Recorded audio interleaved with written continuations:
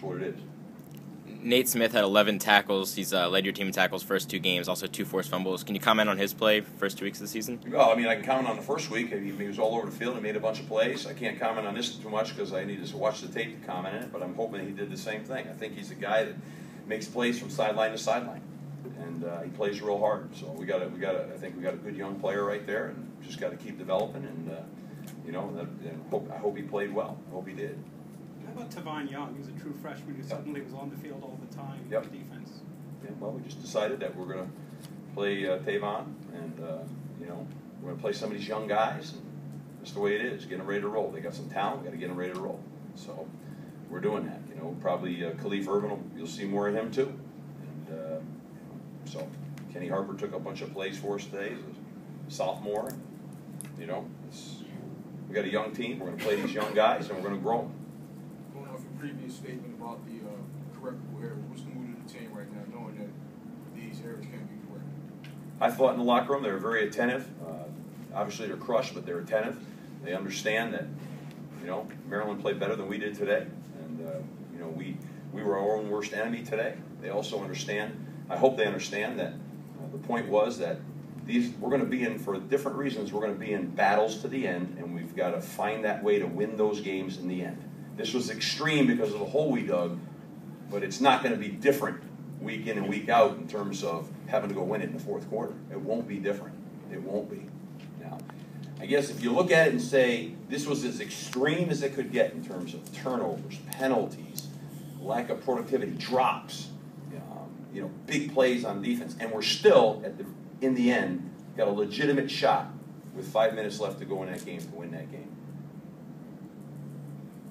That in itself is something at least that you look at and you say, okay. I mean, how many times we're going to turn the ball over 3 times and we're going to do all the stuff that we did. So, got to build off of that. Coach, after the Villanova game last week, you said you didn't set an expectation for that game. Did that change coming into the Maryland game today? Yes. What was your expectation? They executed at a higher level and we didn't. Yeah. Wanted to come out and really execute. We didn't come out with a mindset of a power run game mindset, establish the run, then work off of that. We came out with more of a mindset that we're going to utilize more weapons, and then we put the ball on the ground, and that didn't work out great. Coach, any concern over the center position? There was 2 fumbles today. 2 snaps over the head. I mean, I've been through this, a lot. Listen, Sean Boyle's our center. He's one of our best offensive linemen. He misfired 2 snaps. Haven't seen that. Haven't seen him do that since preseason camp. It happened. It's the way it is. Move on. It's just the way it is. So I'm not concerned. Am I concerned that it happened? Yeah, I'm concerned it happened. But haven't talked about this before. I mean, he'll be fine. Coach, you said it wouldn't have been right to play Monticello. Did his status get worse throughout the week, or did he just never get back? No, he got better. He got better. But I made the decision that I want him to pull through this hamstring injury, and I didn't want to put him in harm's way. Could he have gone in that game? Was he prepared to go in that game? Yeah, he could have. But I got an obligation as a head football coach to take care of my players, no matter what the situation is on the field. My players are always going to come first. And in my opinion, the best thing for him was to go into this bye week and continue to rehab and get himself back to 100%. And that's what I'm going to do, and that's what I did. Going into talking about the bye week, what's your practice schedule for this week? You want to give the guys a couple of days off, or are you going to have a normal practice? I mean, Monday we'll come in and watch the tape, and probably won't do anything physical on Monday, and then we'll get back to work on Tuesday, Wednesday, Thursday, Friday. You guys and assess it at that point, see where we are.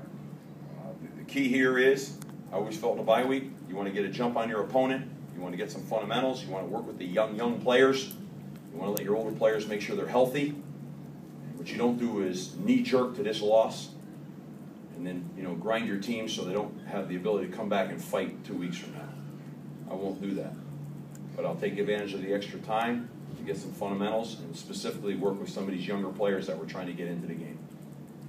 Coach, on Tuesday, you mentioned that you weren't particularly thrilled with the practice you you're starting to open up the playbook a little bit. Guys are making more mistakes. You said the more you open up the playbook, it's greater opportunity, but it's also greater opportunity for more mistakes. Yes. Would you tie the turnovers today to opening up the playbook, or do you see them as unrelated? Well, the opening play was not just a read zone option that we run all the time. The ball was just knocked out. Okay. The second play, I think it was Chris on a run, and the ball got knocked out. So I think the only thing I would tell you is we spent, I would have liked to have seen us hit it running earlier with some of our stuff, more of a spread component. But when you get stuck, when you're not in a rhythm and things aren't going right, you just kind of get in that position where you're like, we better get back to what we're doing and recenter ourselves, and then try to regroup and come back out and attack it again. It just never got that chance. I mean, like I said, it just never seemed to get that chance. And so I think it's right there to be had for us. I kind of feel like, you push, you stick it out there a little bit, and we got peeled back. Now we got to keep pushing and push through that, and we got to come out the other end of it.